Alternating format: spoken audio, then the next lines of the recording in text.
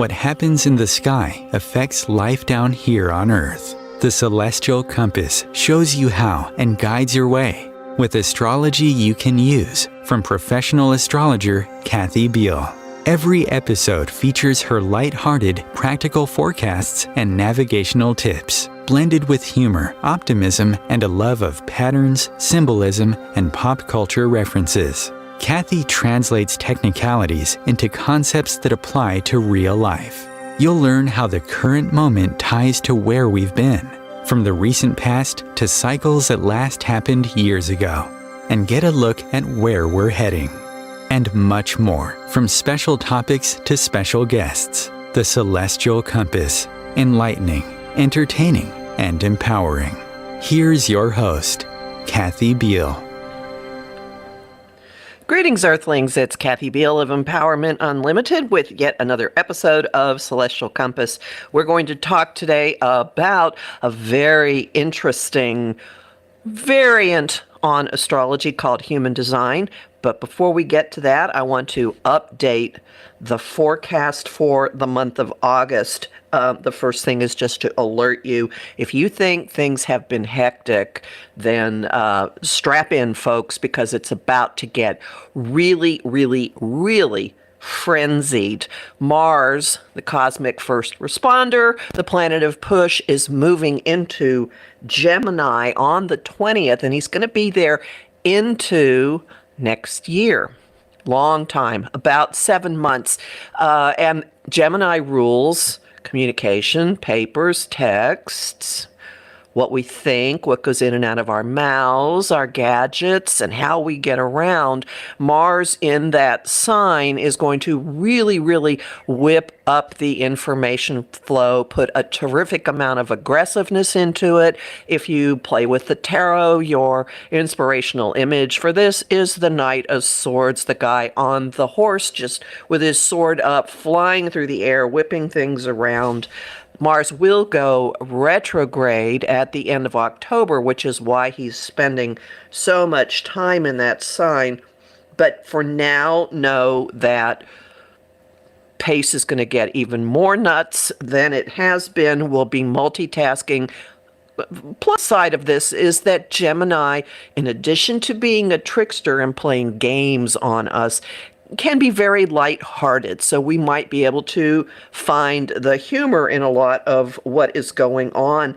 As the month goes on, we have the planet of communication, Mercury, moving into an air sign as well, Libra. So this really will facilitate everyone just kind of talking to each other, and since Libra also has to do with contracts, there could be a lot of negotiations and collaborations that come into effect with that. We have a full new moon in Virgo on the 27th, and that will mark a moment of trying to make sense of things and to get grounded and to look at things in our lives in terms of with discernment and what is beneficial and what do we want to clean up, reorganize. So while all this mental activity is going on, there's a new moon in another sign that Mercury rules, also Virgo. And so this brings a level of practicality and, if we're lucky, some grounding in with it. You will find much more about this in my forecasts, which are at Times and also my site, empowermentunlimited.net. And with that, let's talk about the fun stuff. Human design. It is a synthesis of 4 wisdom traditions: the Chinese I Ching, the Hindu chakra system, Western and Eastern astrology, and the Jewish Kabbalah, and 2 cutting-edge sciences, quantum physics and the human genome. Our guest today is Janet Hickox, who deals with this, who has a site dedicated to it, and who works with it. She is a gifted teacher, intuitive astrologer, and visionary who uses astrology, human design, and the gene keys to help people live their authentic lives. Through a human design astrology consult, she helps you unlock the key ingredients that make you unique, opening doors to freedom and success. Welcome, Janet. Wow. Thanks, Kathy. It's a pleasure to be here with you today. I'm really curious to hear what you have to say about this, but first I will ask you for your origin story. How did you come to astrology? Well, that's a very long story, but I'll try to make it as short as possible. Mm-hmm. I remembered it. Totally remembered it. One day, this was 20-some years ago, my son brought me home a book that was like left over at a garage sale. And he said, "Oh, here, Mom, I think you'll like this book." Well, it had crystals on the front of it, and I think he thought because I liked stones and crystals, that it was about that. But it turns out it was an astrology book on the planet Chiron written by Barbara Hand Clow. I know what book that was. Yeah, exactly. And that book moved around my house. No lie. It showed up on the floor. It would show up on my bed. It would show up on my nightstand until finally one day it showed up on my bed, opened up, and I went, "Okay, I got you. You want me to read this?" And when it did, when I started to read it, something happened. It was like memories just started coming back about astrology. And that's literally when I started doing astrology readings. And then from there, I just began to really explore other forms of astrology. And fast forward to 2012, that was when I was first introduced to human design. And there was just something magical in that chart. And I couldn't put it down. And after that, it was a love affair with both astrology and human design, which led me to gene keys and some of the other work that I also do with Pleiadian astrology, Mayan astrology, etc. Do you have an elevator pitch explanation for human design? I don't necessarily have an elevator pitch, but what I could say about human design is that it helps you understand who you are at an energetic level, and who you are at that level drives how you make decisions, the best decisions for you, and how you are meant to be in positive relationships. So the most important relationship, of course, being the one you are in with yourself. So I really find that human design gives us that kind of access in a way that traditional astrology doesn't. So I like them both, but I really want to use human design to help you understand who you are and how to make decisions, because I think in the end, that is what everything comes down to. How do I make a good decision? So it's extraordinarily Virgo. It's very practical. Well, I do have a Virgo moon and a Virgo Pluto, so maybe that's why that appeals to me. Now, so if someone were to start to look at this, they would very quickly see that a lot of what goes on doesn't look like what they're used to. So instead of a chart wheel, there's this graph, basically, of a body graph, we call it. A body graph. Okay, and it's got all these weird tubes and lines and colors. And can you describe how the chart is, in a simple way, for those who can't see this, how the chart actually translates into this body graph? Well, you'll notice on your sheet there are two columns on the left side, and those are, or sometimes they're on one on either side of the body graph. And that's the actual birth information. And what it does is tell us where all of the planets were in terms of the energy centers that are in the body graph. Now, the body graph is made up of 9 energy centers, and they're connected by channels. And at the end of the channels, at each end, are what we call gates. And the gates relate to traits that you might have, personality traits that are kind of traceable even to your DNA, which is why we say there's the connection to the human genome. There are 64 gates in your human design. And you have 64 pairs of codons, or 64 codons in your human DNA structure. So there's a real coherence there. When the channels are connected by planets at either end, they essentially turn on the energy centers, and the energy centers become colored in.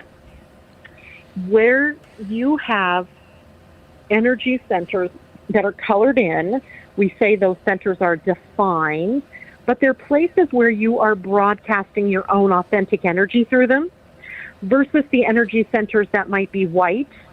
And the white centers are places where we take in the energy from the people around us. So now we have a quantum physics sort of connection. Mm-hmm. And we can sometimes start to behave via what we call conditioning in the white centers, because we're being influenced by the other people around us. And that, of course, can cause misidentification or a sort of misalignment with ourselves, a mistaken identity, if you will, in who we think we really are.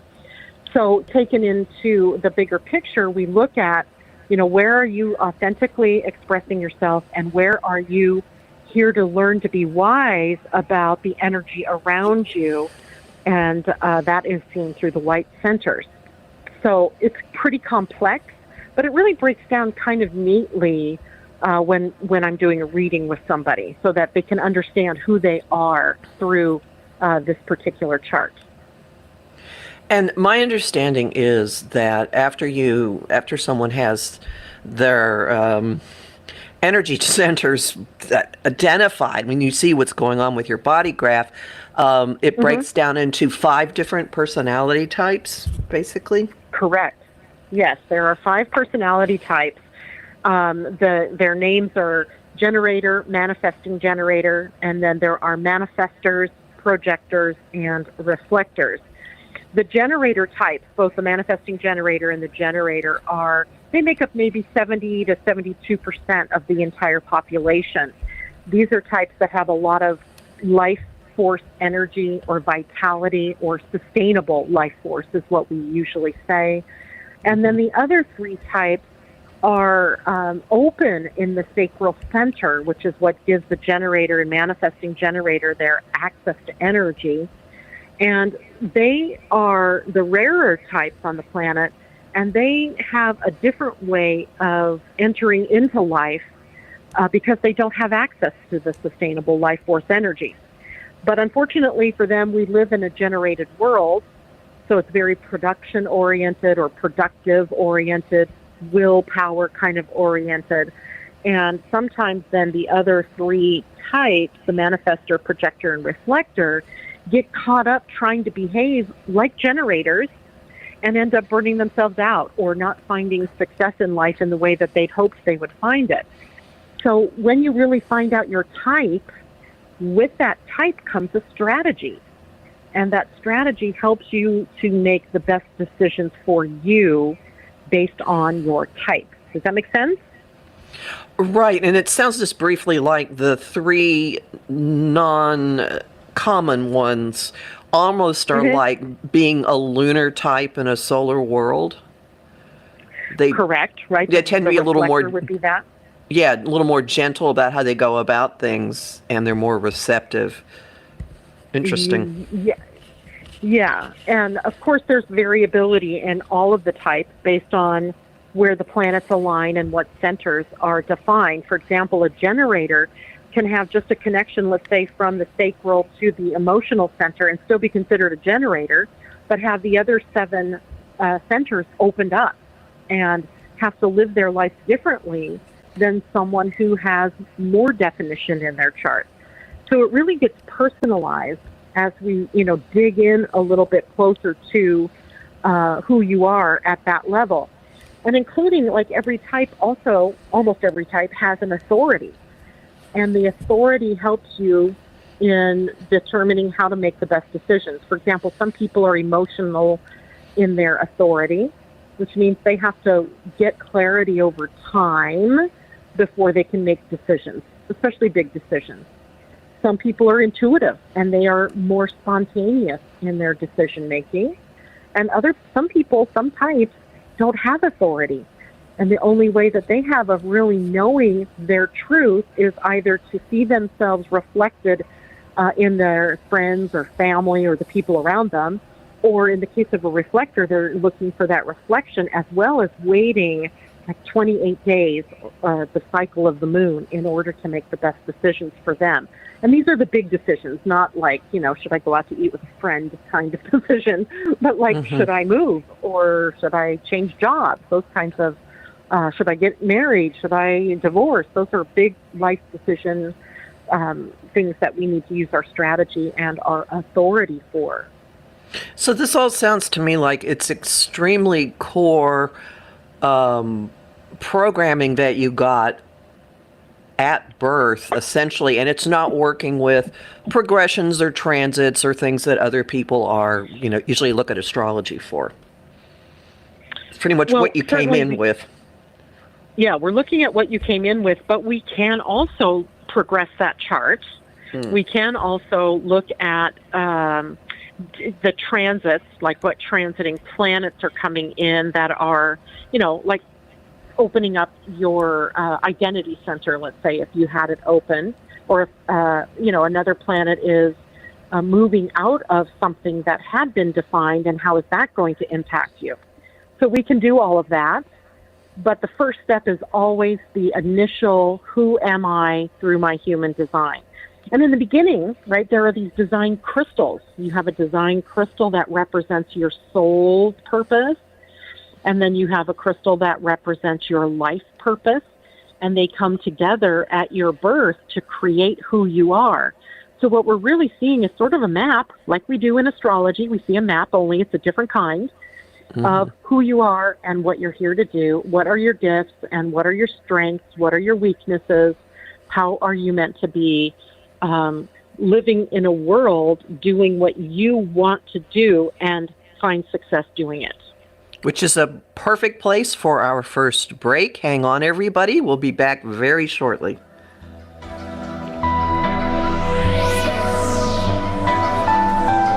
Want help with your own celestial compass?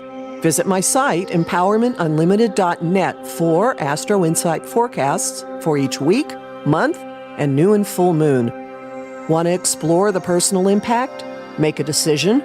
Understand another person? It is possible. Click the Services tab to book a personal session with me. That address again, empowermentunlimited.net.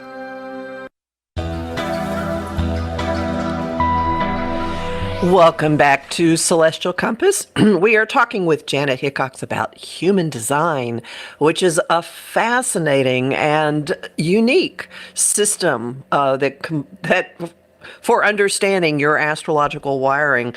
So we were just talking about the body graph and different, and what it shows about the energy channels in your body or your being and different personality types, and how those lead to differing strategies that you might use to actually make things happen in your life. Would you care to talk just a little bit about the 5 different types? People might be interested in trying to see what feels like what they are. And by the way, you can get your chart from Janet's site, everybody. We will give you the address for that at the end of this.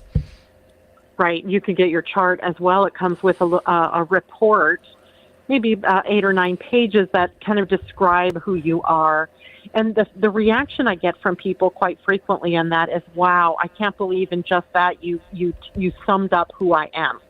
So that's how I really came to understand this impacts people in positive ways, even if you just get the report and see the body graph or see, the birth chart.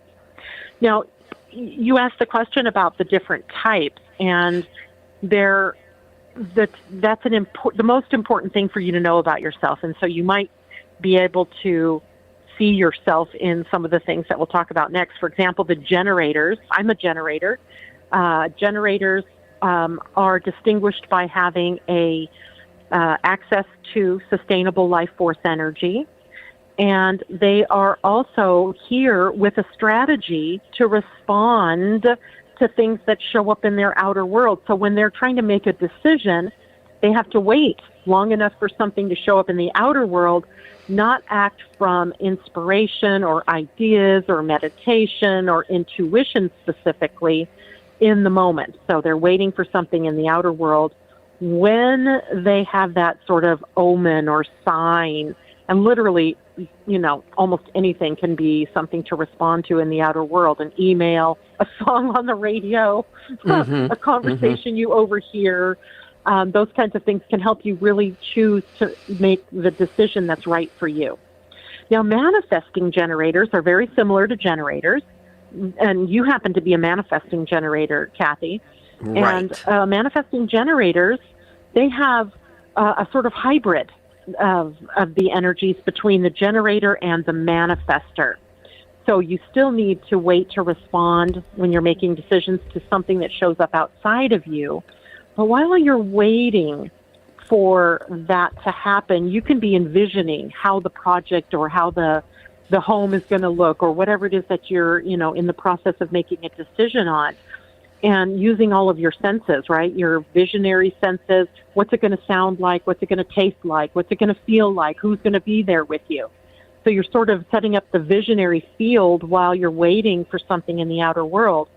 But manifesting generators differ from pure generators because you are multitasking individuals. And you're designed to move quickly. You're designed to skip steps if necessary, where the generators have to be much more step by step in their progress towards something. Manifesting generators, I always think of them as like the hare in the tortoise and the hare fable, where they can jump out and then only have to go backwards if for something, for some reason it shows up in their outer world that they needed to do that. So they need to practice patience, right? Patience is the key for manifesting generators. Now, manifestors, this is funny because when I first studied human design, I was just certain I was a manifestor. Everybody wants to be a manifestor, but literally they only make up about 8% of the population. They are the pure creator beings, and they move directly from idea or inspiration to the actual building of that idea or inspiration in the outer world.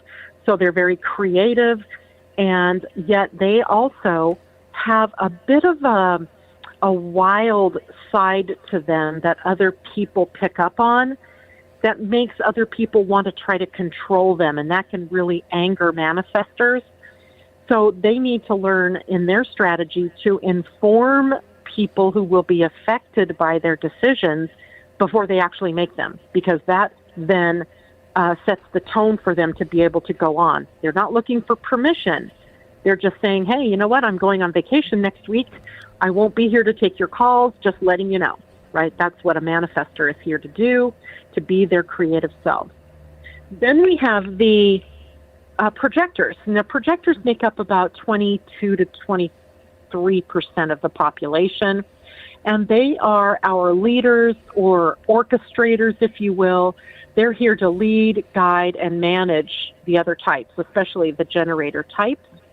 And they enter into the most auspicious opportunities when they wait for an invitation to do so. So they're slowed down a little bit more by waiting for the invitation. Now, the invitation can be literal, like, I invite you to join me on this radio show and we're going to talk about human design.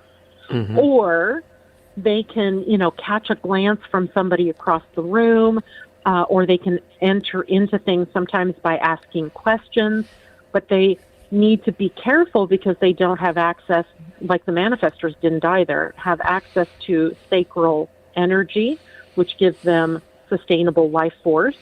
They have to be able to do things and then not do things, right? Rest in between, or else they can tend toward burnout. And then the reflectors are the rarest type, less than 1% of the population. They are the type that has all of the centers open. If you looked at their chart, the whole chart would be white with the exception of some of the gates and so forth that would be in the chart defined only halfway across. And they are here, they're the most loving beings, right? They're the truest reflection of the best of all of us. And when a reflector is in your midst, if they're not showing the health of you as an individual or as a group, then there's something going wrong in the group, because the reflectors are meant to be loving, compassionate, generous beings. And yet when it comes to making big decisions for them, they have to wait the full cycle of the moon, because the only way that they have of seeing their truth is through the reflection of the people around them and or the transiting planets that light up their chart as they move through, especially the moon, which moves 2 to 3 gates in a day. So that gives you kind of the bones of the types. And I'm really curious here, trying to think of who I know who might be a reflector, and I'm just coming up short. That's fascinating. Now I'm going to... Sandra Bullock, as an actress. The actress Sandra Bullock, she is a projector, she is a reflector. Huh. Yeah. And, it's not like they can't have successes in their lives, right? They can. Right. But they do have to take care in surrounding themselves with people that they love and trust, because they're going to see themselves reflected back to them through those people. And now, in fact, you know what, Kathy? You have a bit of that going on in your own chart. Woo! Right? You have an open identity center. It's in your chart, it's the white diamond in the middle. Mm-hmm. Mm-hmm. When that center is open, you don't quite know who you are in the world. So again, you have to make sure that you have really good people that you love and trust around you, so that you can see who you are, because that's the center for lovability, self-worth, and direction. So it's important for you to surround yourself by loving, generous, kind people, so that you can be your most loving, generous, kind person. Doesn't that sound like a 12th house sun, not being able to see who you are? Interesting. I have a 12th house sun. I know that one. You know that one? Yeah, well. That's... Now, you've used the term gate many times. Mm-hmm. Can you clarify that just a bit? Are those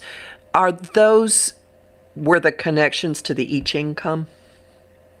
Yes, in a way. The gates are the numbered areas that are within the energy centers in the body graph. And they do reflect the 64 I Ching hexagrams. They reflect the 64 codons.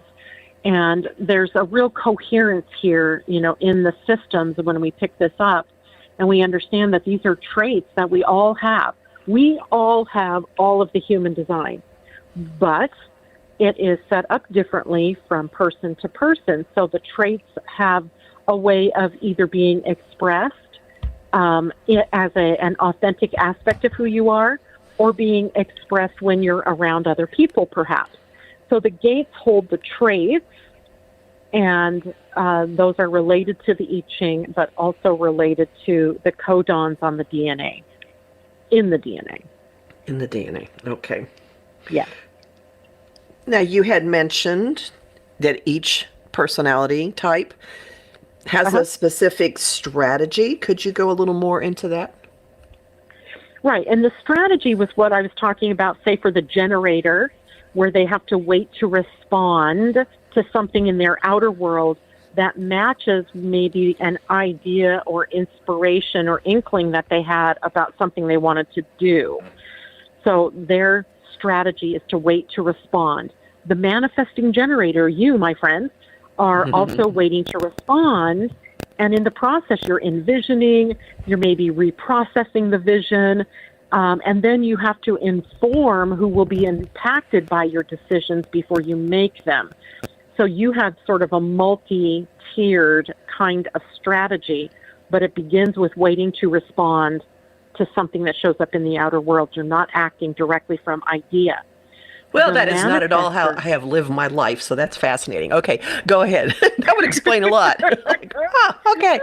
I just interrupted. So anyway, you were also then the manifester. Now, the manifester strategy is technically informing before they act, because they're creator beings. They're pure creators. So they tend to get irritated when they have to wait for someone else. or when somebody, attempts to block them. So informing before they take action stops that process for them, or at least they can say, look, I told you I was going to be gone for 10 days, and, I let you know that before I left. So the manifestors really need to inform before they take action so that they can avoid becoming angry themselves or having other people trying to interfere with what it is that they're trying to do. Projectors need to wait for the invitation into the big things in life. Marriage, right? Big one. Wait for the person to ask you to marry them. Moving, right? If they are going to move, they need to wait for something in the outer world that's going to act as an invitation.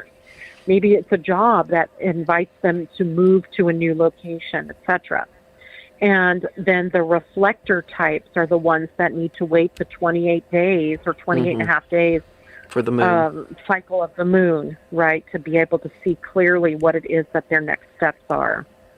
And that's for the big things again in life, not the little things. Right. So if someone gets their chart and starts to understand it and reads your report, there's a wonderful follow-up PDF with explaining the three keys that people get after the initial report. Then they can have a general reading, and what would they expect? Like if you meet with someone and say, okay, now we're going to really talk about this, I imagine you then go into depth about all this. Do you talk about how they've experienced life and how this has played out? Or do they go, like I just did and said, that's not at all how I have made my decisions? I get a lot of that. But I also get a lot of people that say things like, I used to do that when I was a kid. When I was younger, I did that. I did things that way, but they got out of the habit, right? Conditioning kicks in from the bigger, wider world. The bigger, wider world tells us that we need to use our minds to make decisions. There isn't one person on the planet designed to make decisions from their minds, but almost all of us believe that our minds are involved in decision making, but it isn't. The body holds the wisdom for making key decisions. So that's the first big aha that people get. And then, of course, their type we're going to go more into how is their type. They're going to give me situations in their life quite often about what's going on, where their challenges are, what seems to be a repeating pattern in their life. And then I'm going to tailor my discussion for them based on what they're telling me. And then I love to look at people in their charts, what the channels are that are defined, where gates are connecting from one end to the other end of the channel. And I tend to call them their superpowers. And these are places where their authenticity is really bang on, and talking to them about that so that they really understand their strengths. And then we have a discussion about the places where you might misidentify yourself as something else or as somebody else. Because that's something that happens a lot. It happens frequently with all of us, that we believed we're something that we're not. And then we finish up typically with questions and a discussion often about Chiron, the wound, and where they are in their life cycle, and how that can further be defined through human design as different from astrology. So Chiron actually shows up in the body graph, because I'm looking at mine trying to see where it might be, and the charts that I use that give you the report don't show Chiron, but I have another program that gives me Chiron, and I also have a book that I can look it up. So I'm going to look yours up real quickly since I'm sitting here looking at the book. And I know the astrological degree, but that's okay. You can see where it is in the graph. Yeah, I just want to see what date it was at. You were born on the 27th, 19. Okay, so let's look at that. And so this is interesting. Your Chiron sits at the gate 41, which in your chart is already defined by the sun. So the sun in you must have a sun conjunct Chiron, perhaps, or very close to conjunction in your chart. Yeah, they're like less than a degree away. Yeah, so that's information that I can get from that. And the gate 41 is called the gate of imagination. And its issue, if I can find an issue with it, I mean, because who doesn't love imagination, is the necessity of bringing the imagination down into the physical world and creating what it is that you can envision. So the wound for you around that might be demonstrated with, great ideas, but not being able to get them off the ground. And there is my life and time for a break. So we'll come back to this in just a minute. Okay, good. Thank you.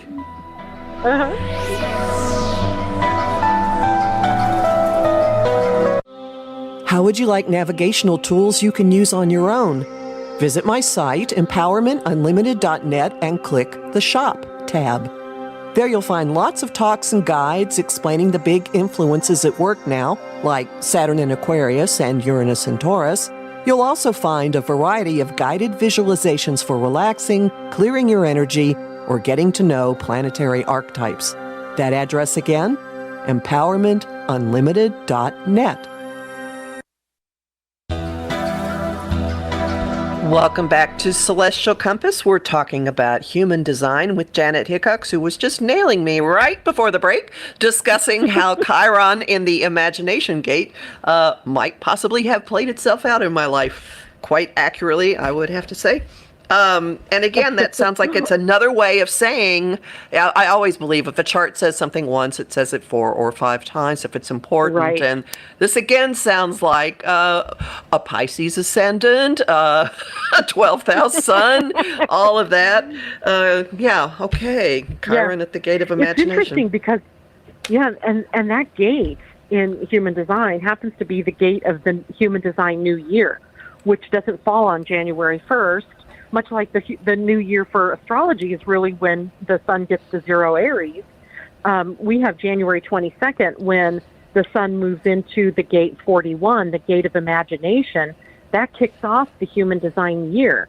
So it really tells you a lot about the system, where it's all about, we have these ideas, we have these creative urges, and now how am I best designed to bring forth that energy into the world, to birth it, if you will, in the right way for me, which is going to be different from me to you to the next person and on.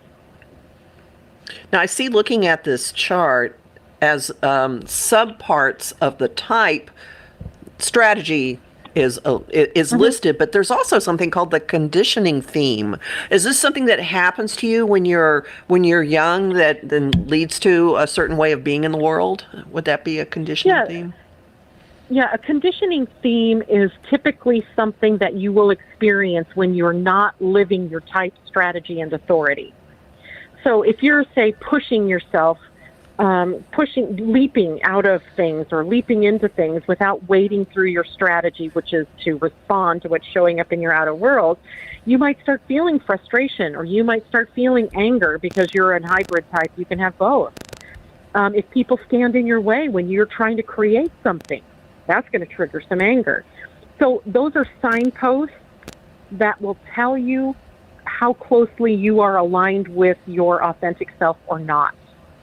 So, and it can be used in other ways. For example, frustration for a generator can also tell them that they are about ready to jump off of what we call the plateau, where there's this energy of integration that happens in response to all the growth that they've been experiencing. And that might affect a manifesting generator as well. And that frustration, like, I don't know what's going on. Why did my business slow down? Or why are things, feeling like they're not going anywhere? Leads to frustration, but that's your key. That something is about to shift, right? That energy. So they're kind of like tells, right? That it's not that you're doomed to be frustrated or doomed to be angry or bitter if you're a projector, or disappointed if you're a reflector. It's telling you something about how well you are aligned with your own authentic self. Again, Very useful Virgo type information. You can do something with this. This isn't just, oh, isn't this fascinating? But, oh, okay, it's a navigational tool. Fascinating. Oh, Now, yeah. I notice on this overview that there's also a category that says profile. What is, because mine is a really like, huh? Interesting one. Yes. What would a Yes. profile be? A pro. Forget the words that you see on the chart. What is yours? A heretical hermit. Okay. Yeah. They're weird words, but essentially the profile is the role that you're here to play on the planet. So if you think of life on planet Earth as sort of a play, right, or a production, and all of us human beings are characters in that play or production, then the role that you're here to play is characterized by the profile. And in your case, it's the heretical hermit. So you're really here to be sort of a way shower for people. And sometimes you get blamed for the way that you're showing. Sometimes people look to you to be the savior. Other times people might think of you as the general, yes, ma'am. But you kind of stand as the karmic mirror for people. And it's not your job to make life better for people, but other people may either blame you if it doesn't work out well for them, or they may follow you and then say, oh, hey, you led me down this wrong road when you never had any part in it. But the other part of you is the hermit, which is someone who is going their own way, loving life, loving what they're doing, and happy to be doing it alone even. And then life will suddenly call them out, call them into something. It's like I'm doing my, creative thing, and suddenly the phone rings and someone wants a reading, right? And now I'm scheduling a reading. So the hermit needs time to recharge their batteries, kind of thing, like withdrawing time, relaxation time. But then the world will work in such a way that you don't get to sit there in doing nothing for very long, right? You'll get called back out. And that is how you support yourself, basically, right? Taking the time for yourself to recharge those batteries, so that then you can be sort of the person that stands as the karmic mirror for other people. And it's interesting that fifth line, we call it a fifth line profile, because those are lines that are related to the I Ching. Each one of those numbers, just 1 through 6, they are related to I Ching. And in the I Ching, the fifth line profile is kind of the seduction line, if you will. Sometimes I think of them as the Casanovas, right? You can talk anybody into anything, but you also have to take the responsibility for what you're talking them into. But then you also show them that they have their own responsibility in it, based on, their own decision-making processes. So people follow you, right? They're going to follow your suggestions. And that's important for you to remember. So if you're leading them into, positive, higher thinking, think for yourself, find your own, way, that's great. But if you lead them somewhere else, I think sometimes like cult leaders, where they're like, follow me, and then drink the Kool-Aid, right? Not that you're like that. That's not what I mean. But No, I get it. The negative, the negative part of that is that sometimes the fifth lines lead people in a not so positive direction. So that's pretty much, you've got a lot of fives. Now that I look at your chart, you have a lot of the fifth line energy. There's leadership in that. But I want to talk about that for a second, because it's not like you deliberately head out to become a leader. People just kind of watch you. Right? If there were a big earthquake today, or a fire, or a flood, and you head for the hills, people are going to watch you, and they're going to follow you. Mm-hmm. It's not that you said, hey, follow me. They just follow you. Mm-hmm. So you have this sort of leadership quality, but it's not because you said, hey, I'm the leader, follow me. It's because of your energy signature. People tend to watch you and see what you're doing. And so you might even be setting trends for people that you didn't even realize you were setting. Well, they come up with it 15 years later, but that's okay. It doesn't matter. Time has no meaning here. No, well, that's apparently.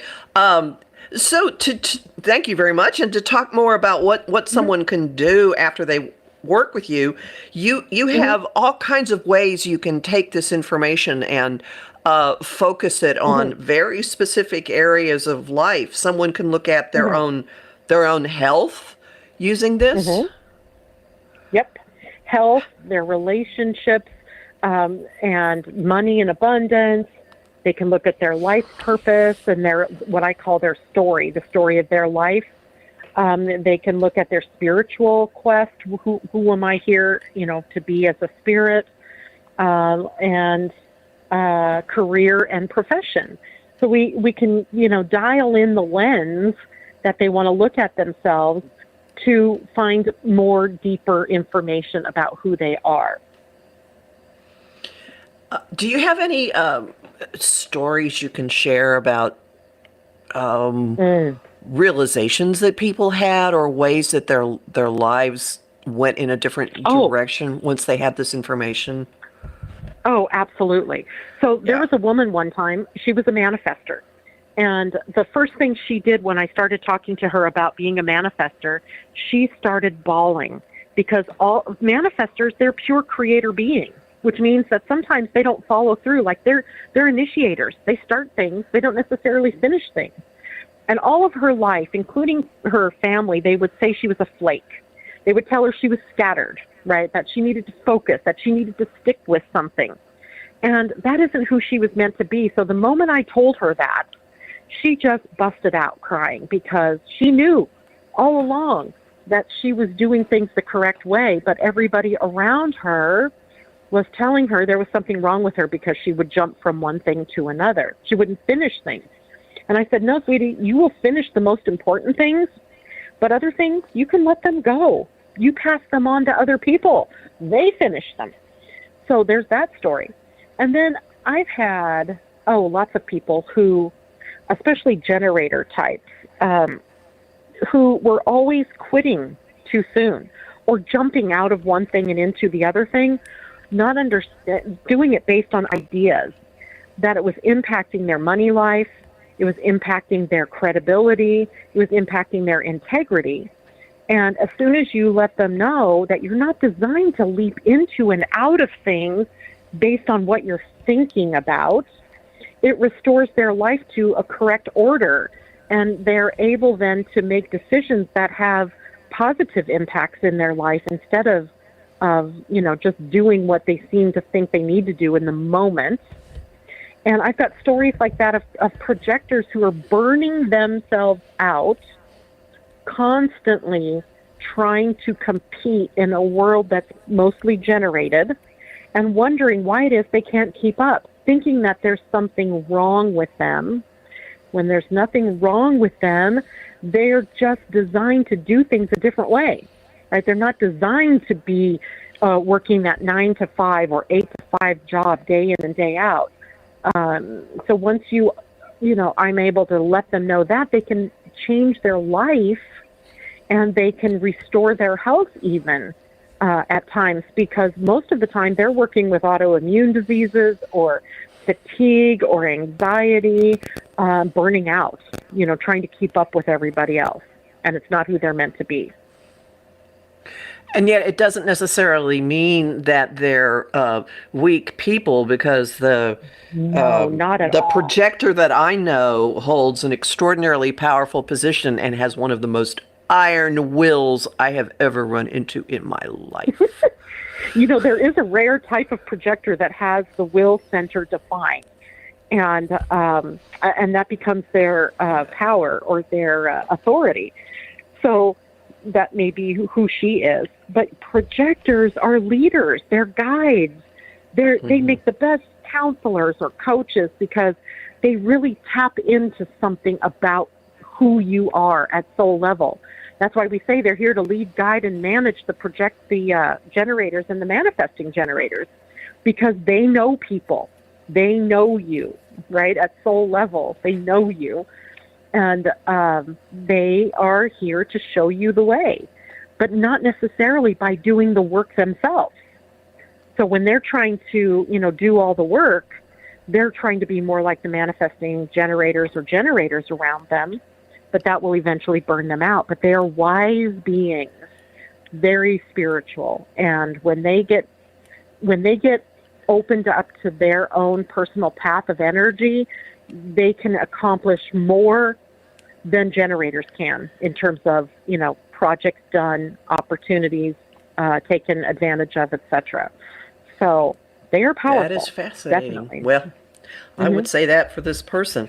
Fascinating. So for people who have been listening to this and going, wow, how can someone who's just stumbled onto this find out more information? I mean, one way is to go to your site, which is living-astrology.com.